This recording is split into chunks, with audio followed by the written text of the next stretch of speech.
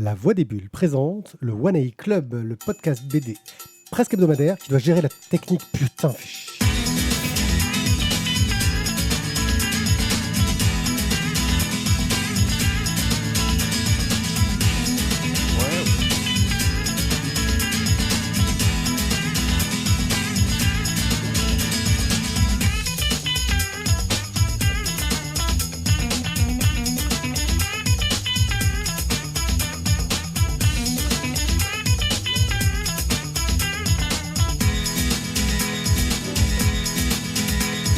Coucou les gens, bienvenue au One A Club, ce podcast où on revient de podcast. C'est le premier enregistrement qu'on fait après avoir eu des gens qui géraient tous les trucs chiants pour nous. Parce que nous, ce qu'on aime, c'est parler de BD et pas s'occuper de technique. Bon, si j'aime un peu, j'avoue, malheureusement, c'est des formations professionnelles. Et donc, on va parler de bande dessinée comme on le fait d'habitude, mais on va en parler en bien parce qu'on est fort pour parler de bande dessinée. Et je me fais accompagner des meilleurs pour ce faire.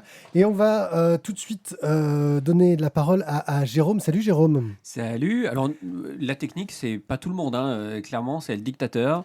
Et nous, Tiens, j'ai voulu tuer WhatsApp et il est pas mort. Et il me fait du bruit, ce salaud. Oui, pardon. donc, voilà, c'était juste pour dire que la technique, c'était ton problème et on le voit bien. Et Voilà. en plus, c'est ta famille qui parle Ouais, sur c'est WhatsApp. ça. Voilà. Ouais, c'est franchement une famille de merde. Je- Voilà, et tu vas nous parler de quoi, Jérôme rembourser les invitations, s'il vous plaît. Tu vas nous parler de quoi, Jérôme? Moi, je vais vous parler de gun et de samouraï. Samouraï gun. Bien. Juste derrière, on va donner la parole à celui qui était absent de podcast parce qu'il travaille, lui, pour nous ruiner et nous vendre des bandes dessinées, salaud. On le déteste un peu, mais quelque part, on l'aime aussi. En fait. Voilà. Non, mais c'est une sorte de mélange d'amour-haine. Guillaume, tu vas nous parler de quoi? Eh ben, de Akane Banashi. Ouais, c'est ça, Akane Banashi, je l'ai bien prononcé. Mhm. Qui est un petit manga sympathique qui a démarré Thio, récemment. après la page de pub habituelle, c'est toi qui va parler. Tu nous parles de quoi? Des M&M's. Des M&M's, oui. Alors, les M&M's.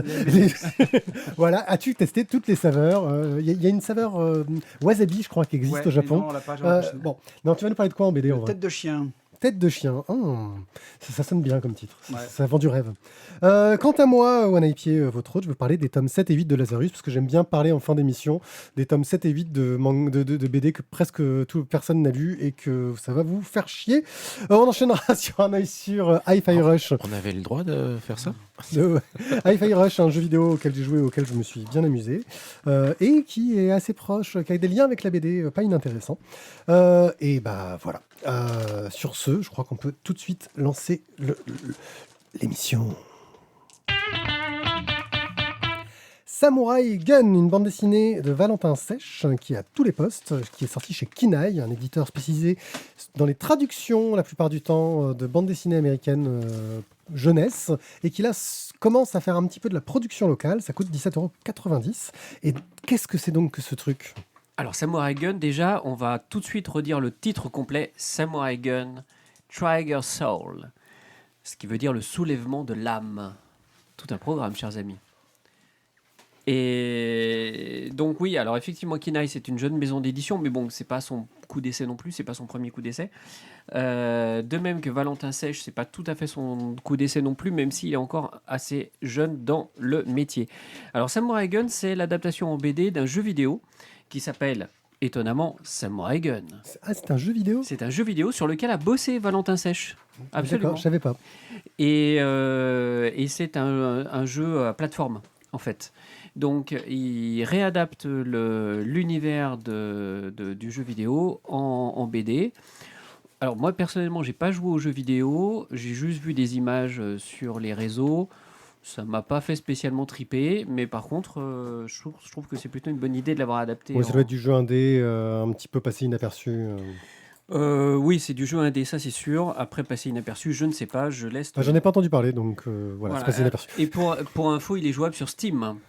Et Ok. là vient de sortir le 2e épisode du jeu vidéo. Qui s'appelle Qui Samurai s'appelle Gun 2. Samurai Gun 2. Ah ouais, quand même. Punaise, ça c'est du titre. Exactement. Alors Gun, attention, c'est pas Gun le flingue, c'est G-U-2-N. Et en fait, c'est le nom de l'empereur de cette contrée, qui est l'empereur Gun. Donc, nous sommes à Gun City. Bah oui, la ville de Gun, quoi. Et, Un peu mégalo quand même. non, pas du tout. Où règne là Gunpowder. La poudre de gun. Donc en fait, c'est une boisson énergisante qui permet aux ouvriers de travailler sans relâche. Sauf que quand on en boit trop, ça a des effets secondaires un peu gênants. On se transforme en monstre sanguinaire. Alors, j'ai 2 gamins de primaire qui jouent en face de moi. C'est pénible. Ah, il est pénible. Et ne nous Ah, mais écoute c'est pas, ça. continue ta chronique. C'est difficile, vous êtes juste en face quand même. Donc du coup... Lis ta chronique, ne regarde pas. Non, il faut pas lire, monsieur, quand on fait des chroniques. Du coup, alors une fois qu'on a posé un petit peu ce truc-là, donc on est dans un futur complètement dystopique avec des monstres qui sont créés par cette gunpowder. Donc Red, une petite fille, c'est l'héroïne. Red, une petite fille des bas-fonds. Dans une altercation, va se faire blesser et va être sauvée grâce à un traitement à base de gunpowder justement. Donc ils vont dévoiler un petit peu des choses sur elle et ça va être un petit peu le fil conducteur de cet album. Il est basé également autour d'un deuxième personnage qui est assez intéressant sur la couverture. Hop, on n'a pas mis les trucs, Mais si, la regarde. caméra. Même personne tournait les pages, donc on l'a pas mis. La couverture, on la voit mieux que quand on la met sur la caméra. C'est vrai, tu as raison. Mais sur la couverture, on voit un deuxième personnage qui est tout gris. En fait, c'est le golem. Le golem, c'est un golem qui a été créé par les grands-parents de Red à la campagne.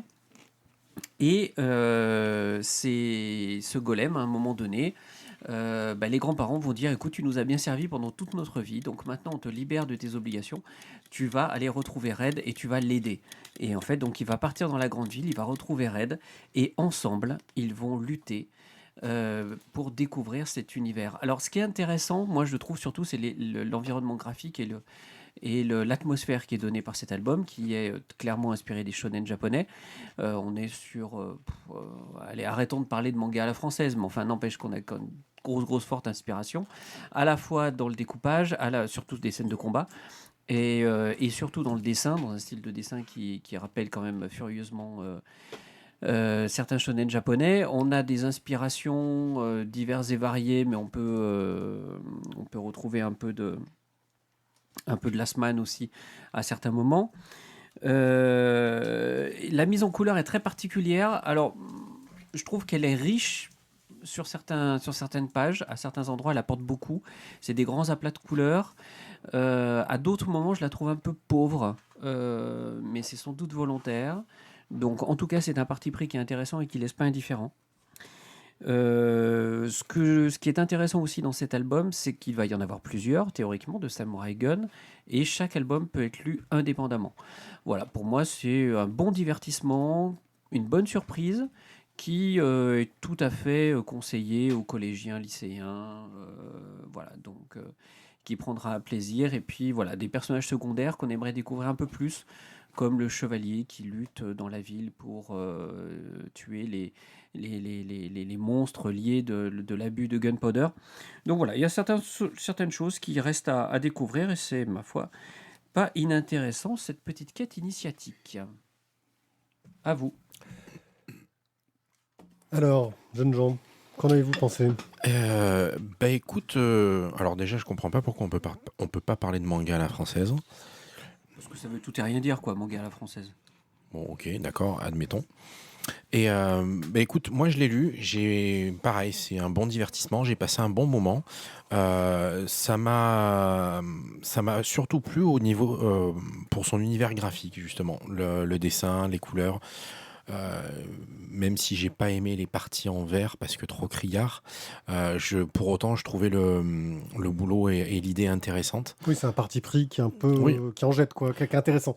Après, Voilà. on adhère ou pas, mais le parti pris vaut le coup d'être pris, on va dire. Voilà. Et par contre, à mon sens, il y a quand même un gros défaut de mise en scène sur tout ce qui est action. C'est illisible. Enfin, j'ai pas réussi. J'ai eu un mal fou à comprendre les scènes de combat. Parce que je les trouve très très mal mises en scène en fait. Je les trouve à la limite de l'illisible.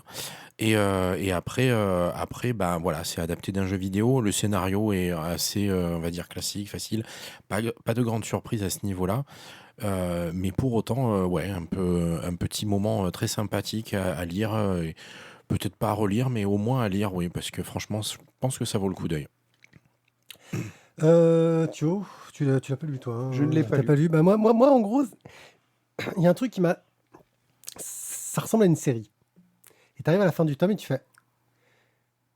Il y a une sorte de chute, genre, hé, voilà, c'est fini. Et tu fais, ouais, mais il manque quelque chose, quoi.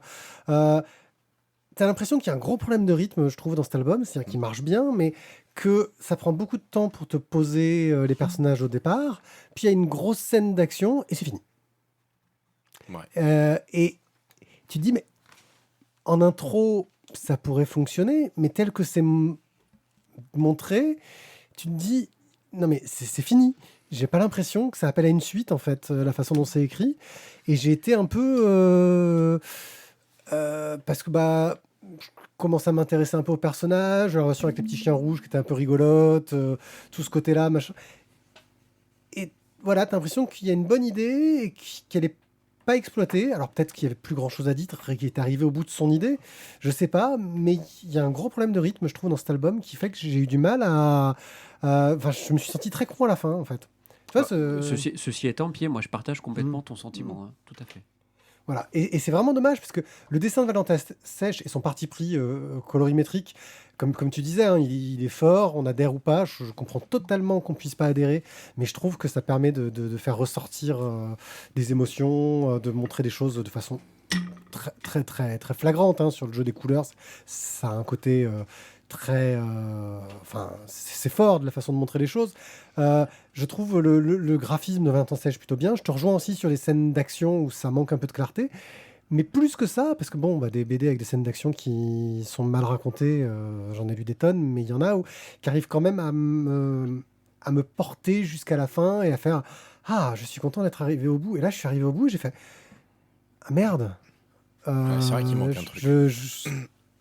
Tu sais, t'as l'impression de regarder ces vieilles séries des années 80 où à la fin ils se regardent tous, ils font une blague à deux balles et ils rigolent tous, c'est arrêt sur image quoi. Alors, Euh, on va voir ce que va donner le tome 2. Il y a un tome 2 de prévu. Il y a un tome 2 de prévu. Ah ouais, non, parce que là. Qui pourrait théoriquement, d'après ce que j'ai lu, pourrait être lu indépendamment du tome 1, mais qui serait quand même dans le même univers, dans une continuité, voilà. D'accord. Voilà. Donc voilà, Samurai Gun de Valentin Sèche chez Kinaï pour 17,90 €. Oh, le bug d'affichage. Pourquoi est-ce qu'il m'a pas affiché la bonne image, cette saleté? J'ai fait un bug. On va parler de Akane Banashi, numéro 1 et 2, de Yuki Suenaga et Takamasa Moe, chez Kiun pour 6,95 €. Guillaume. C'est à moi. Alors, Akane Banashi, c'est improbable. Enfin, ça fait partie de ces petits mangas à la recette un peu improbable que j'aime bien parce qu'on rentre dans... Hop, ça y est, on voit.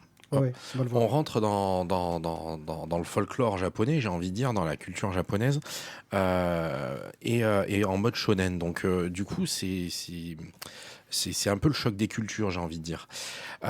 Donc, on va suivre Akane Banashi. En fait, on va rentrer dans l'univers du rakugo. Donc, le rakugo, c'est un art japonais traditionnel. On pourrait éventuellement, de notre point de vue d'occidental, associer ça à du stand-up. Sauf que là, la position assise est de rigueur. Hein. Enfin, assise à genoux, là, je me souviens jamais du nom. C'est Là. stand down. C'est ça.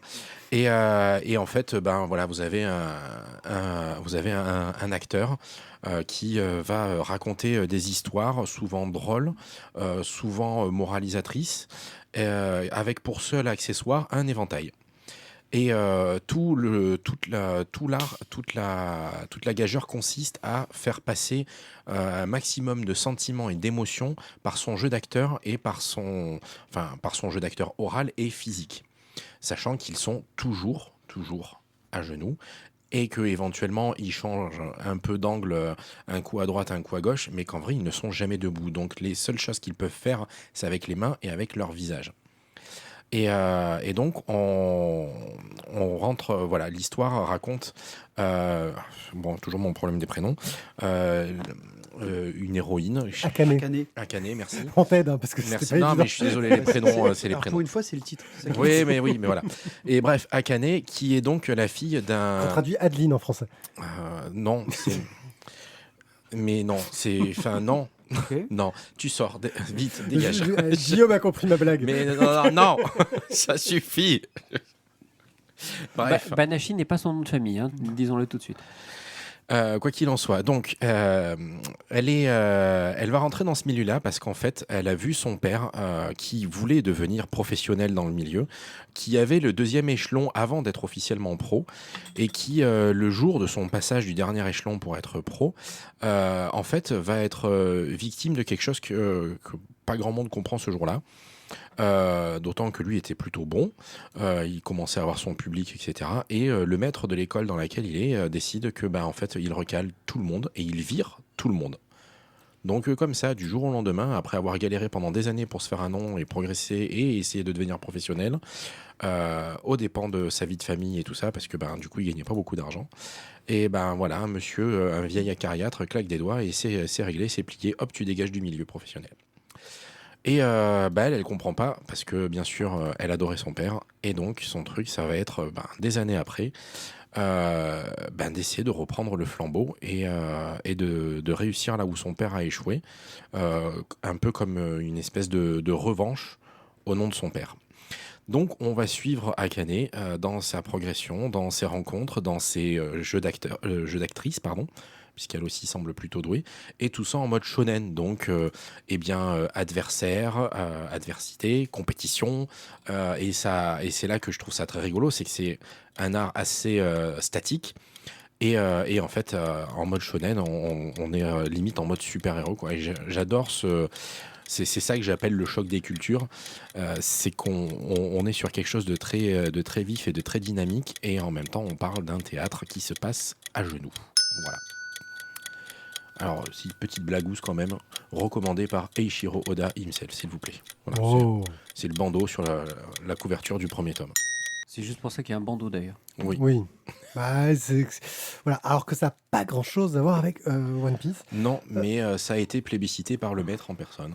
Tiens, Jérôme, tu nous parles pas souvent de manga. Je suis curieux de ton avis. Furieusement, ça m'a fait penser à un des premiers mangas que j'ai lu. Je vous parle de ça il y a une vingtaine d'années. Le siècle dernier. Exactement, absolument, monsieur. Qui s'appelait Hikaru no Go. Ouais, ça pourrait avoir ce décalage-là, effectivement. Pour ceux qui connaissent, il y a Shiaya Furu aussi.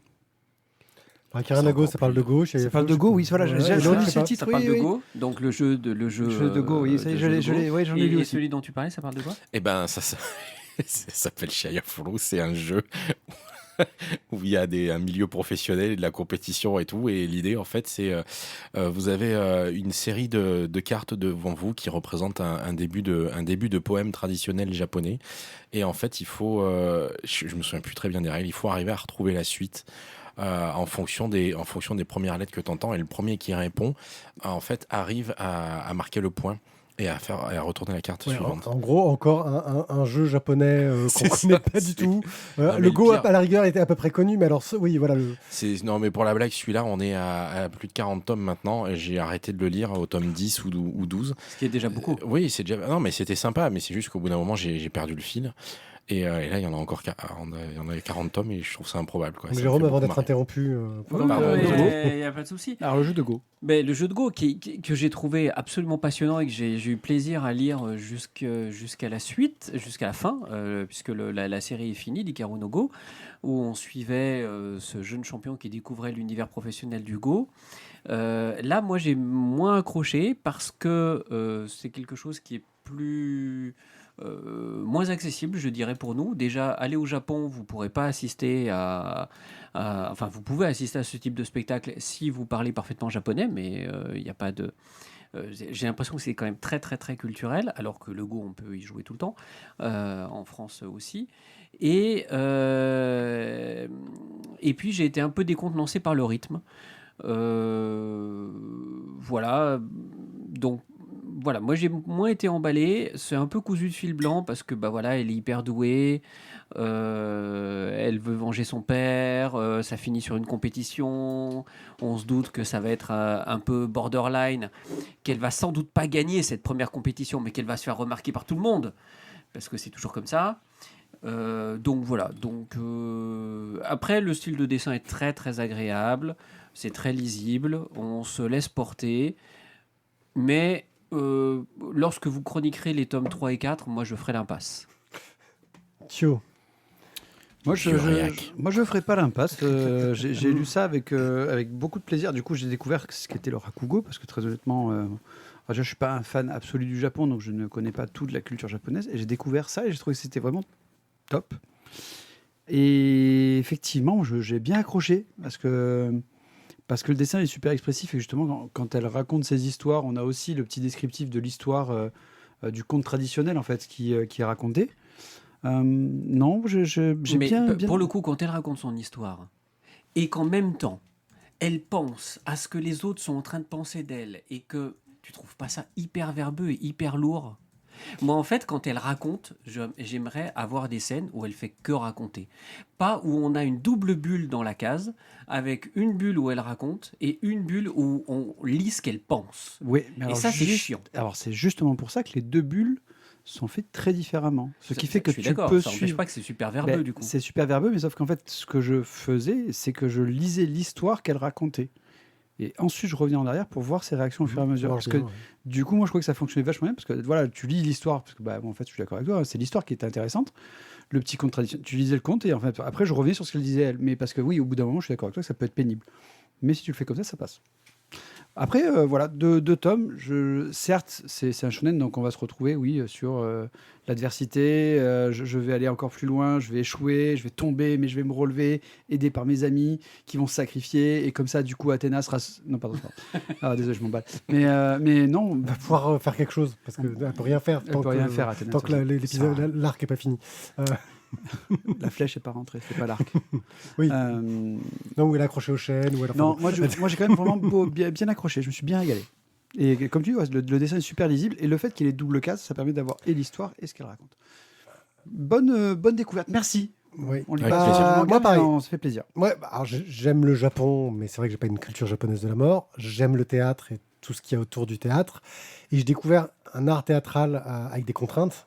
Et c'est souvent ce qui rend les choses intéressantes. C'est que tu vas avoir de la contrainte qui va te rendre les choses difficiles, que je trouve super intéressant. Et effectivement, j'ai ce regret de me dire, voir du Rakugo en France doit pas être une évidence. J'ai fait. Hein C'est sympa. Ouais. Avec un peu de chance, il pourra revenir à Manga Expo. Hein, je tease pour le mois de mai prochain. Mhm. Il y a un auteur, alors j'ai encore mangé son nom et son prénom, je crois que c'est Cyril Copini, qui est en fait, qui vit au Japon, qui est traducteur notamment sur Rakugo Forever, là chez les Arts Noirs, qui a traduit un peu du détective Conan aussi, et qui, ayant la culture et développé le talent, nous avait fait un petit spectacle de Rakugo mis à japonais et français. C'est-à-dire qu'il le faisait en japonais, et puis de temps en temps, il faisait une pause, toujours en mode Rakugo, mais il nous expliquait en français l'histoire et le contexte et tout, pour qu'on arrive à suivre et à comprendre.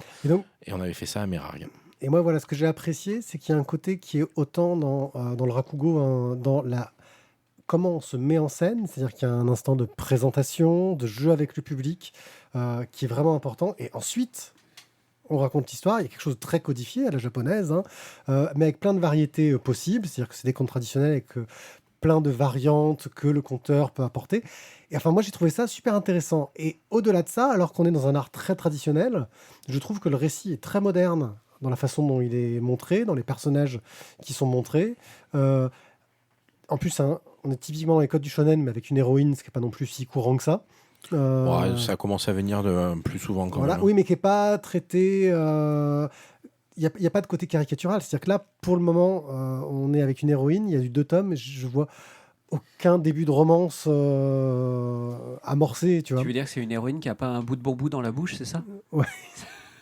Voilà. Enfin, moi, j'ai vraiment pris un grand Ça plaisir. sorti du contexte, c'est vraiment, vraiment, vraiment dégueulasse. Ouais, je sais, c'est un coup bas. Je suis d'accord. Ah ouais, non, mais non, faut avoir la Je ref suis là, quand même. d'accord. Je l'ai Donc, pas. pour ceux qui n'ont pas compris, il parlait de Demon Slayer. Hein. Exactement. Ah, voilà. Non, j'ai Non, pas. mais non, c'était pas Et en pas fait, graveleux. Mais ça l'était. Et c'est une héroïne qui a un bout de bambou dans la bouche parce que sinon elle bouffe les gens en fait. D'accord.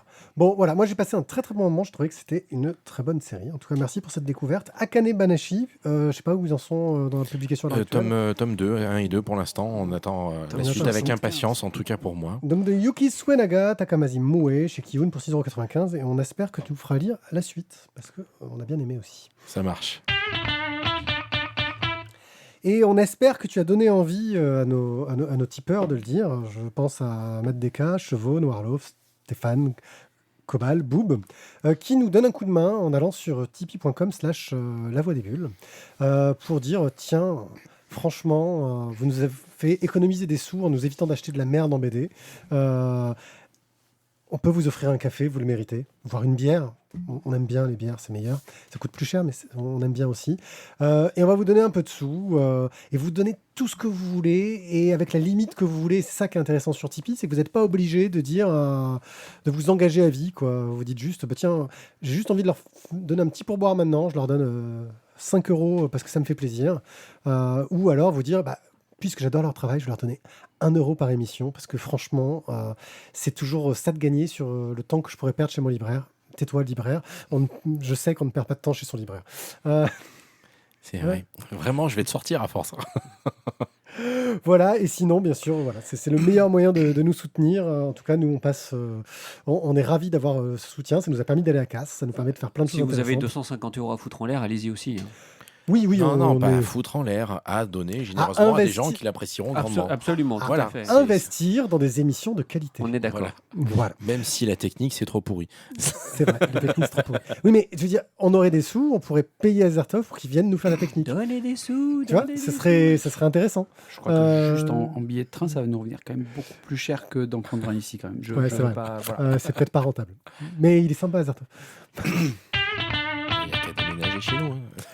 Tête de chien de Vincent Bruchas et Ronan Toulouat qu'on suit depuis le début. Le je crois. début, leur Ouais. début, tout à fait. Avec Johan Guilla et Anaïs Blanchard à la couleur chez Dargaud pour 21,50 €. Parle-nous donc de ces auteurs qu'on adore suivre. qu'on avait un peu traché au début, mais- Je dirais Johan Guillot, mais peut-être que c'était son nom de jeune fille.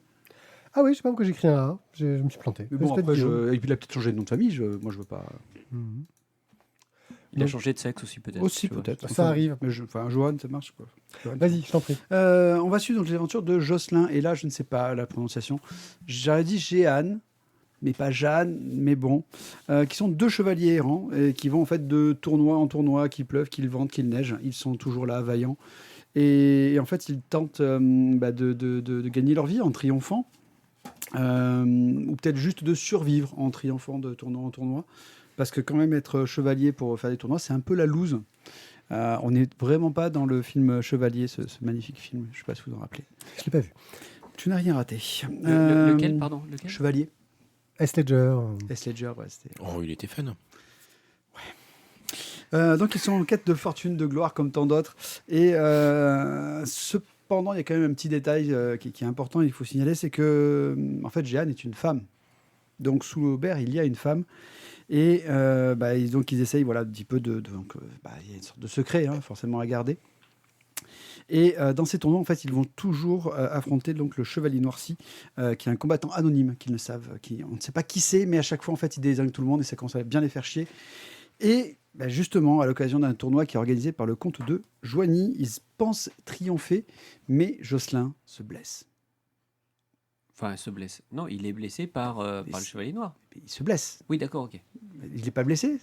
Si, mais non, mais Il se blesse, mais il est blessé par l'autre. Il se blesse, ça veut dire qu'il glisse sur une merde de chien et ils sont il chiants, se casse quand la même, gueule, quoi. Ouais. Ah. Non, mais fais gaffe à tes Alors, mots. Fais gaffe à fais tes gaffe, mots, parce c'est que- important. Tu vois, moi je crois que le personnage préféré dans Donjons et Dragons, c'est le mec qui raconte le jour de la bataille. Qu'est-ce que t'as fait? Je suis sorti de mon bain.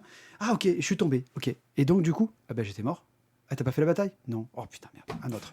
Voilà. Donc, il s'est blessé en sortant de sa baignoire. Et non, en fait, il s'est blessé justement en combattant le chevalier redoutable, cet adversaire. Et c'est donc Jeanne qui va devoir l'affronter. Est-ce qu'elle va réussir à le battre? Tintin. Alors, l'aventure est découpée en 6 chapitres. Le dessin de Ronan Toulouat. Ouais, j'ai eu un doute. Toulouat, je sais pas d'ailleurs. Bon, ça, on ne saura jamais, je crois. Enfin, si le jour on le rencontrera, peut-être. Si, Roland, envoie-nous un petit message, s'il te plaît. Ronan. Ronan. Ronan, Roland, c'est Ou pas- Ronan. Voilà. Envoie-nous 2 messages pour ton nom et pour ton prénom. Ou tu peux nous laisser comme ça, c'est pas grave non plus, hein, on va s'arranger. Donc il y a donc 6 chapitres qui sont bien mis en place. On va à chaque fois avoir un combat, des révélations, un combat, des révélations. L'aventure gagne, je dirais, au fur et à mesure en complexité, parce qu'on s'aperçoit bien qu'il n'y a pas juste qu'une aventure de chevalier, il y a aussi donc leur gentil écuyer qui est en fait un arnaqueur, Un malandrin. En fait, Un débrouillard. Ouais, voilà, c'est ça. C'est pour les plus de 45 ans, c'est Huggy les bons tuyaux. C'est un peu ça, ouais. Mais il danse pas. Voilà, il n'a pas le même style. Au niveau du style vestimentaire, c'est pas Huggy. C'est clair. C'est clair que c'est pas Huggy. C'est clair. Les décors, j'ai trouvé quand même très jolis. Le dessin est vraiment sympa, très dynamique. L'aventure commence bien. Moi, ça m'a donné bien envie quand même de la suivre. Voilà, je trouve que voilà, du coup, ça s'est un peu rajouté avec. Ils avaient déjà travaillé ensemble, je crois, sur. Non, c'est la première fois qu'ils travaillaient ensemble, pardon. Qui ça? Avec Johan Guillot. Ah oui, C'est la aux première couleurs. Oui. Oui, c'est la première fois qu'ils travaillaient avec Johan Possible. Guillot. Après, donc la République du Crâne, je trouve que voilà, il nous transporte encore dans un autre univers, et c'est fait avec beaucoup de réussite. Moi, j'aime bien. Après, je l'ai su depuis le début, donc ça va commencer à être une sorte de chat de bouteille, peut-être pour moi. Ça parle un peu d'histoire, donc je vais me tourner vers Guillaume. C'est quoi le rapport entre Je sais l'histoire et pas. moi C'était juste pour pas dire Jérôme, j'en ai marre. Grâce à lui, je de- crois. surtout. Ouais, De toute façon, il va encore dire qu'il aime pas le bouquin parce qu'il a pas de goût. Donc, Ouais. Non, mais tu vois, les épées, elles sont dessinées un peu trop longues d'1 centimètre. écoute, Ils ont moi, une lanière de cuir sur le bras, ça tient pas à l'eau, c'est pas faux, moi, c'est beau, ça. je l'ai lu pour l'émission. Ça fait un moment qu'il est en librairie et que les collègues me tannent pour le lire parce qu'il y a un coup de cœur chez nous en librairie. Et donc, je vais suivre mes collègues sur le coup de cœur. J'ai vraiment passé un super moment pour un peu tout ce qu'a dit Mathieu. Un dessin très sympathique, riche, dynamique, vivant. On rentre dedans, c'est assez immersif. Des personnages attachants. Moi, j'ai hâte de savoir la suite, pour de vrai. Et vraiment bien dosé de l'intrigue, de l'action. Comment ils vont se dépatouiller de leurs secrets. Alors, les trucs aussi qui m'ont plu, c'est que voilà, Jocelyn est très chevaleresque, donc il faut être nickel, propre. C'est un voilà. C'est le halcon. C'est ça, c'est un loyal con. Et en fait, voilà, si le monde était tout blanc et tout noir, ça fait longtemps qu'on le saurait. Et donc, on va avoir aussi une espèce de, je suppose, une espèce de parcours initiatique de Jocelyn par rapport à ça. Parce que il y a des trucs, il y a des fois, on est bien obligé de faire avec ce qui se passe. Et notamment l'écuyer qui, lui, est pas du tout loyal con, bien au contraire, il serait plutôt dans le chaotique bon, voire Ouais, neutre. Voire neutre, ouais. Mais bon. Enfin voilà, moi je trouve que c'est une très très bonne BD à lire, à suivre, et je vous la recommande chaudement et vivement. Bon, alors maintenant, Jérôme, toi qui connais un peu plus l'histoire sans doute que nous. Alors, je vais vous dire juste un truc, les gars. Même des choses de Les gars, je vous emmerde On sait. parce que j'ai vachement aimé. Ah, J'ai vachement aimé et je vais même vous dire, moi, c'est mon coup de cœur de la soirée. Donc, franchement, il n'y a pas grand-chose à dire. Le rythme est sympa. Les petites pages de tête de chapitre sont rigolotes. Elles apportent pas grand-chose à mon sens, mais elles permettent de casser un peu le rythme. il y a un côté télé-réalité où ils sont devant à raconter leur histoire. Et, C'est ça, et moi, j'ai trouvé ça très bien. Voilà, après, au niveau uniforme matériel, c'est relativement historique. Je m'attendais Voilà, quand même à mais parce qu'il y a juste au niveau de l'héraldique où je pense que là, il s'est pas trop fait chier. Parce qu'en fait, on est manifestement, compte tenu de l'équipement qu'ils utilisent, etc., on est plutôt sur du 13e, 14e siècle. Et au 13e, 14e siècle, on n'a plus cette héraldique-là. À part ça, Excusez-moi, je suis désolé, mais je te rappelle que c'est des chevaliers errants un peu sans le sou, donc peut-être qu'ils sont un peu à la loose au niveau héraldique, ils n'ont pas pu faire de non, peinture. parce que l'héraldique, tu l'as pas comme ça, tu l'hérites de ta famille, tout ça. Mais donc, c'est des très vieilles familles. Mais c'est ça. Qui ont plus de château. C'est ça, c'est pour ça qu'ils ont plus le sou. Mais ceci dit, le parti pris est évident parce que s'il avait fait de l'héraldique comme au XIIIe, XIVe siècle, il s'en sortait plus le pauvre parce que c'est une héraldique beaucoup plus complexe avec des quartiers partis, avec des. Oui, et la BD serait appelée Tête de chien sur quart de cœur avec côté. Exactement. Donc vraiment, vous voyez, on est dans le pinaillage. Donc autant dire que c'est vraiment pour moi un très bon album. Voilà. Je vais rejoindre un peu. C'est-à-dire que sur le coup, j'avais trouvé ça sympathique. Et puis avec le recul, je me dis, mais merde, c'est toujours ce genre de choses où tu lis l'album, tu dis, oh, c'était cool, tu le poses. Et puis quand tu le ressors, tu dis, non, en fait, c'était pas cool, c'était bien. J'ai passé un très bon moment. J'ai beaucoup aimé ce côté de nous présenter les tournois d'une façon dont on parle peu, en fait, de côté du... Oui, mais en fait, il y avait des nobles qui étaient des losers, qui s'en sortaient comme ils pouvaient. Ils faisaient du tournoi vraiment à la ramasse, pour essayer de se choper de la thune comme des gueux, quoi. Parce que c'est vraiment voilà, un côté presque plus catch qu'autre chose. Une vision médiévale assez originale. On reste bien sûr sur le trope un peu classique de la fille déguisée en chevalier, mais qui est plutôt bien traité. Les personnages sont attachants. J'aime beaucoup le côté structure qu'on a l'impression qui est faite pour une exportation à l'américaine quand même, de ces chapitres qui sont assez clairs, avec intrigue, cliffhanger, petits rebondissements, etc. Mais ça marche super bien. On est dans un côté feuilletonnant, pour le coup, si on va aller dans un côté plus européen, qui marche super bien. Et avec du recul, c'est le genre de BD auquel je mettrais effectivement un coup de cœur, parce que j'ai une très grande hâte de voir la suite. Puis il y a aussi un attachement à ces auteurs qu'on suit depuis Bloc 109, qui est leur premier album. Qui est leur premier album. Ouais, qu'on avait défoncé sur certains points. Ouais. Légèrement, et qui, en fait, les points sur lesquels on avait dit du mal, on a l'impression qu'ils nous ont écoutés, quoi. Ils ont tout corrigé. Voilà, comme quoi on est de bons conseils. Voilà. Donc après, voilà, moi je j'irai là-dessus. Je sais pas si pour un premier tome, Thio, ce que t'en penses. Moi, pour les premiers tomes, ça me dérange pas de le mettre. C'est toi qui voilà. Tu le mettrais, toi Moi, je le mettrais. Bah, de toute façon, comme je te dis, ça commence à être un peu une sorte de chabouté pour moi, les deux bonhommes. Hein. Je les suis depuis le début. J'aime beaucoup. Ouais, tu les as vus quand ils commençaient avec les craies, quoi. Sur, c'était beau. Ouais. Puis en même temps, il nous a répondu une fois, je crois. C'est pas lui c'est possible, ouais. Il ne resterait plus que la validation de Guillaume pour que ce soit un coup de cœur. En fait. Ils avaient dit à la BDRI. Ouais. Ah bah oui, non, mais la je l'ai BDRI, déjà donné. Mais il a dit justement, il a dit à la BDRI, il l'avait mis et en fait ils m'ont tanné pour que je le lise. Et finalement, franchement, je suis. C'est vrai.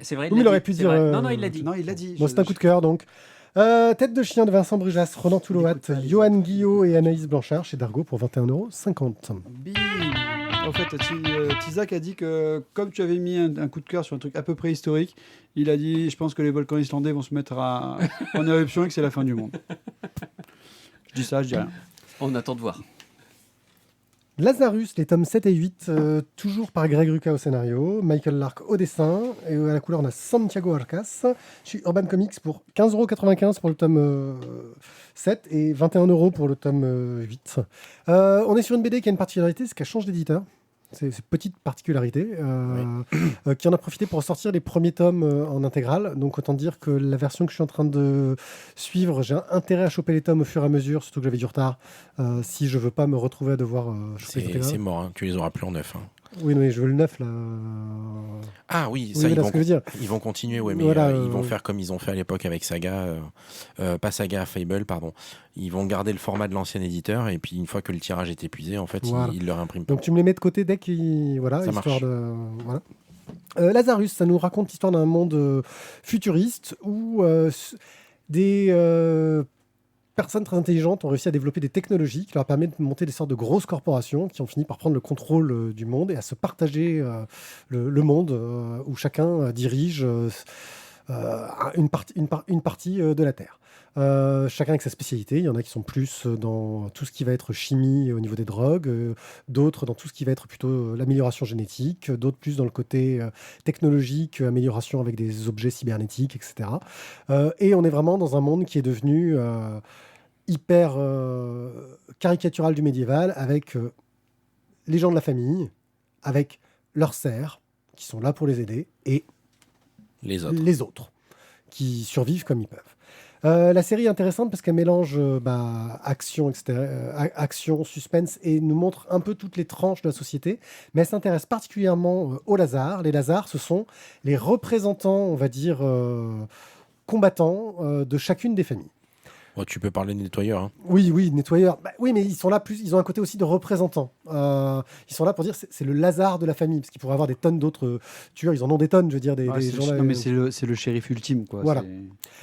Et on va surtout s'intéresser à, j'ai oublié son nom parce que Forever Carlyle. Forever Carlyle, de la famille Carlyle. Merci. C'est vrai, il y a des noms que tu n'oublies pas. Tiens. Mais Donc de la famille Carlyle, qui est une famille qui a plus axé sur le côté un petit peu génétique et qui est un petit peu améliorée qu'elle en peut plus, qui est une tueuse de la mort, qui suit un peu toute la règle de sa famille jusqu'au jour où elle finit par avoir des doutes. Et c'est un peu ce que nous raconte tout le premier arc. Où à un moment donné, son frère a trahi et elle doit le buter. Elle ne le bute pas, elle le jette à l'eau. Et surtout, elle apprend que dans les laboratoires, et donc là je spoil tout le premier arc parce que là on arrive sur un nouveau 7e, hein, donc je me le permets. Tizak est pas là, ça envoie du lourd. Hein.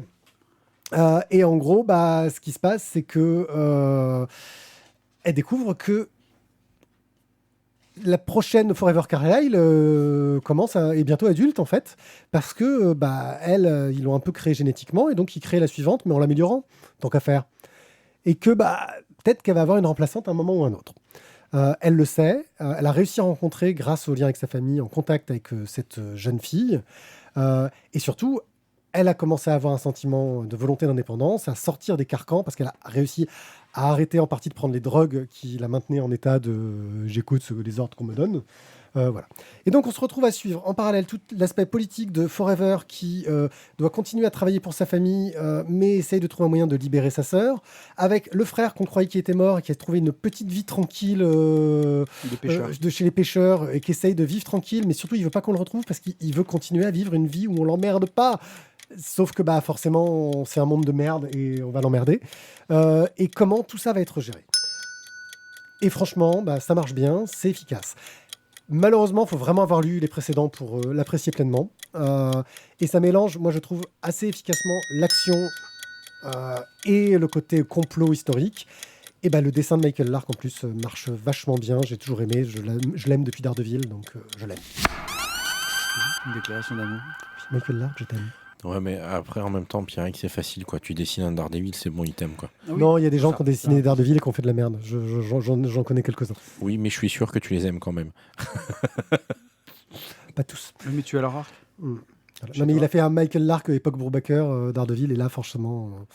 voilà. Alors... Moi, je vais prendre la parole vite fait. J'ai pas lu le 7 et le 8 parce que je suis hyper en retard sur mes lectures. Je crois que je m'étais arrêté au 5 et je voulais pas trop me gâcher le... Donc, je t'ai spoilé comme un connard, je suis désolé. Voilà, c'est pas grave. Le fouet, place publique, le bûcher et tout. Mais, et puis même, de toute façon, ça me fera quand même plaisir de le lire. Mais par contre, voilà, moi, c'est une BD qui est arrivée là avec les tout premiers Glénat Comics, que j'ai adoré, que j'ai souvent conseillé.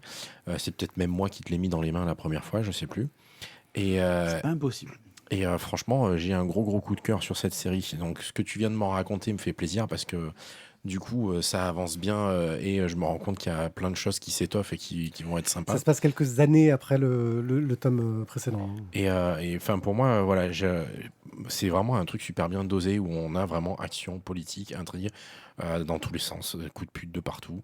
Ce que j'aimais bien aussi sur le premier acte, c'est tout le côté conditions humaines en fait de Forever qui se pose beaucoup de questions parce que ça a beau être le Lazare de la famille, elle a beau être officiellement de la famille, la plupart du temps elle est traitée comme un objet. Et moi, un autre truc que je trouve excellent, c'est que j'ai l'impression d'avoir un scénario écrit par Scorsese, mais dans un monde post-apocalyptique futuriste. Ruka a un talent de toute façon pour tout ce qui est espionnage. Enfin, il y avait Queen and Country qu'il avait fait.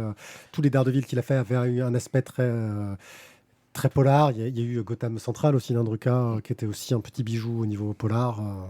Donc, voilà, pour moi, c'est vraiment une super série. Donc, allez-y et profitez, quoi. Mais tu avais les discussions des fois qu'ils ont entre Lazare, parce que du coup tous les Lazare de différentes familles se rencontrent et des fois avant le fight ils sont là, ils papotent.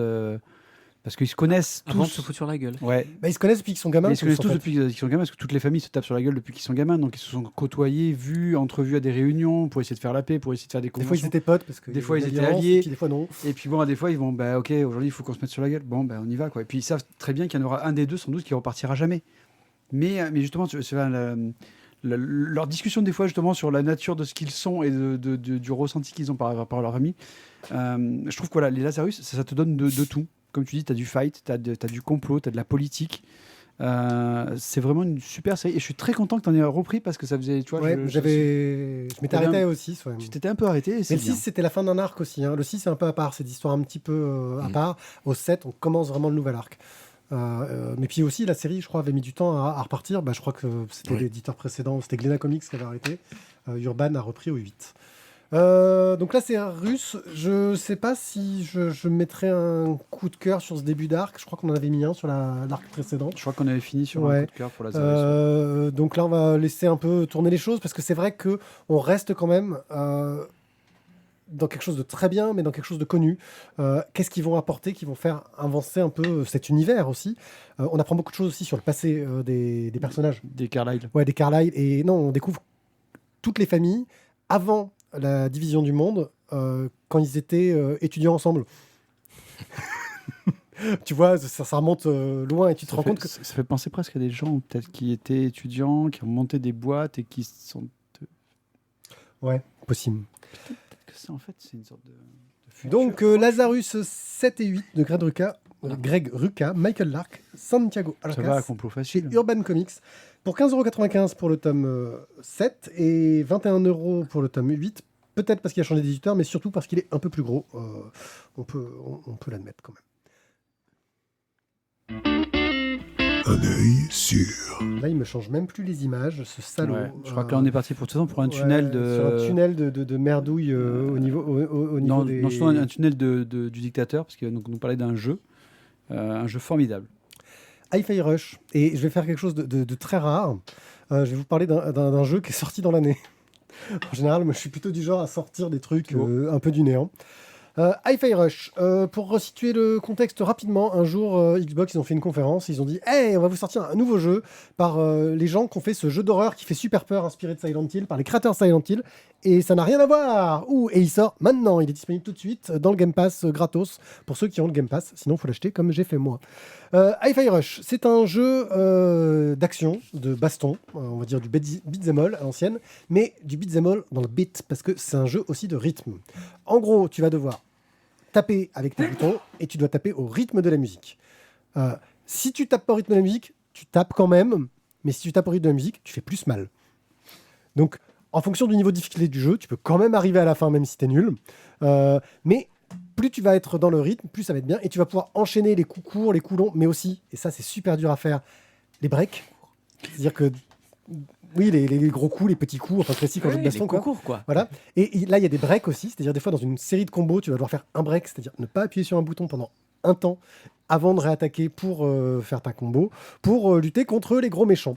Le truc de base, c'est que le héros veut devenir une star de la guitare, et donc il se met sur un projet où on lui promet qu'on va lui donner des organes cybernétiques qui vont le rendre super fort.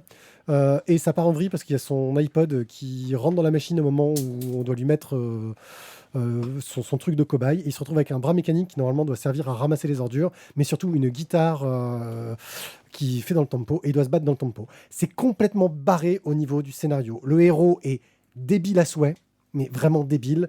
Et rien que pour l'écriture, tu passes un moment mais agréable parce que c'est drôle. Il rencontre tous les PNJ qui vont l'assister, qui ensuite vont pouvoir l'aider pour rajouter des options dans les combos, etc. Passe son temps à dire non mais tu peux pas faire ça, c'est nul. Et il le fait quand même parce que c'est toi. Et tu peux faire toutes les conneries. J'ai l'impression de jouer Thierry, pour vous dire à quel point. Tout le long du scénario, j'ai l'impression Thierry, de jouer. En gros, c'est le héros à un moment donné dans le jeu dit hey, et le plan, c'est et si on rentrait dans un canon et qu'on se faisait propulser dans la base des méchants pour les défaire. Et là, tout le monde dit non, c'est n'importe quoi, etc. Mais ils finissent par le faire quand même. Voilà. Et bien sûr, ils visent mal et donc ils tombent un étage en dessous et donc après tu vas monter les étages. Et le jeu est super fun. J'ai passé un bon moment. Je me suis rendu compte que je suis arrivé au bout du jeu. Il y a juste quelques petits épreuves que j'ai pas réussi à franchir parce qu'ils te demandent d'avoir un niveau de rythme au-delà de 70%. Et moi, j'avoue qu'au-delà de 60% de rythme perfect, j'ai du mal. Mais voilà, franchement, c'est drôle, c'est bien écrit. Il y a un style comics dans le graphisme. Qui est bien réussi, un côté cel shading où tu as vraiment l'impression d'avoir de l'animation des années 80. Et combien ça coûte ? Il est gratuit dans le Game Pass si tu es abonné au Game Pass, et je crois que tu dois pouvoir trouver dans les 20-30 euros à l'heure actuelle sur PC ou sur Xbox. Il y a des soldes régulières dessus, je crois que je l'avais payé pas trop cher. Et je m'étais vraiment. Je me suis régalé sur ce jeu. Il existe sur PC, Xbox. Voilà, c'est un peu une exclue parce que pour le coup, c'est Microsoft qui l'a entièrement produit. Voilà, Hi-Fi Rush, une très très bonne trouvaille. Hi-Fi Rush. Tizak t'a répondu, va te faire cuire le... Ouais, mais c'est un peu ce qu'il dit au PNJ important quand il doit négocier avec eux. C'est vrai. Voilà. C'est ça, je dis, c'est tout à fait lui.